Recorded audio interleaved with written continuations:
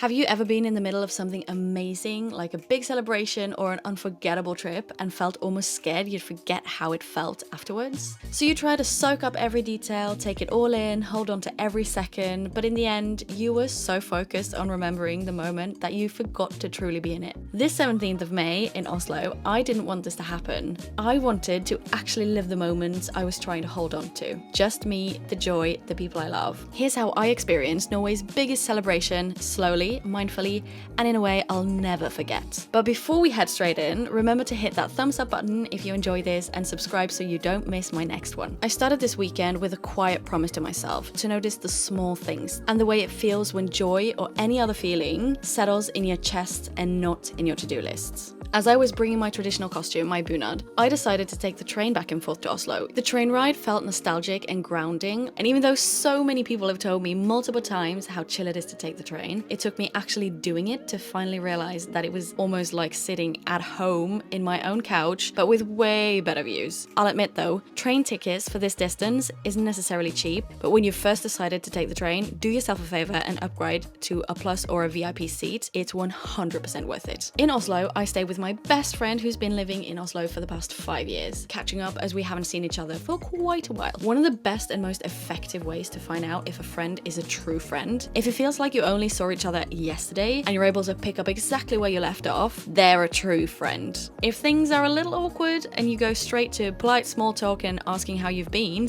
then maybe reconsider how much time and energy you put into keeping that friendship afloat. Anyway, 17th of May morning arrived, Norway's biggest celebration. We dressed with care and excitement in our bunads, which is not always an easy task. To me, putting on my bunad is like wrapping myself up in stories of culture, family, tradition, and various sharp silver pins. It reminds me that meaningful things often take effort, and that's okay. Our breakfast was its own kind of magic. That pause over breakfast, that's the kind of presence we often overlook. A reminder that celebration isn't just loud parades and fireworks. Sometimes it's shared coffee and inside jokes. In fear of getting way too private here, I've experienced quite a few times how it is to stand alone on big events. And trust me, the parades and the shows can be as magnificent as they've ever been, but none of that matters when the only feeling you're left with is loneliness. The smallest, stinkiest show can be the one you remember as the best one, as long as you're sharing it with someone special. Even though this was my first ever 17th of May in our capital city, and I knew I was filming for this vlog, I didn't rush to film everything. That choice to not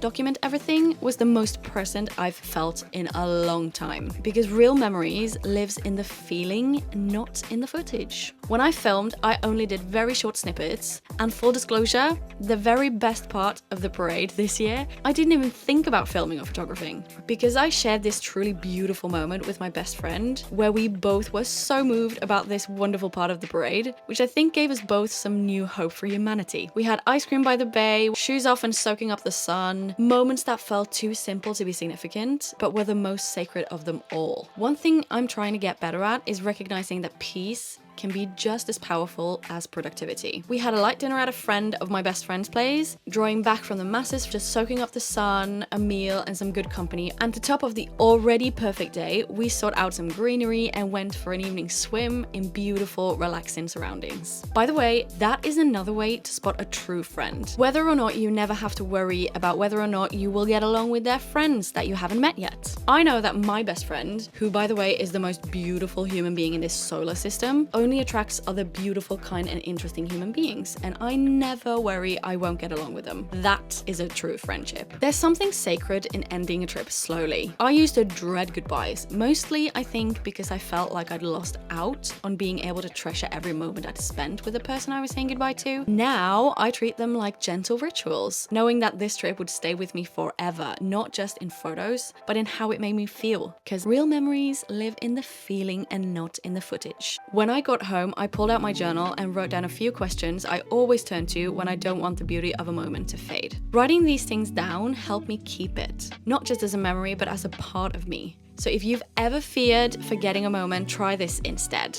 Don't rush to capture it. Don't pressure yourself to bottle it up. Just be there. Notice the softness, let the magic sink in, and trust that the memory will hold you when you need it most. This was my soft magic on Norway's biggest day, and I wouldn't trade a single second. With love, Fia.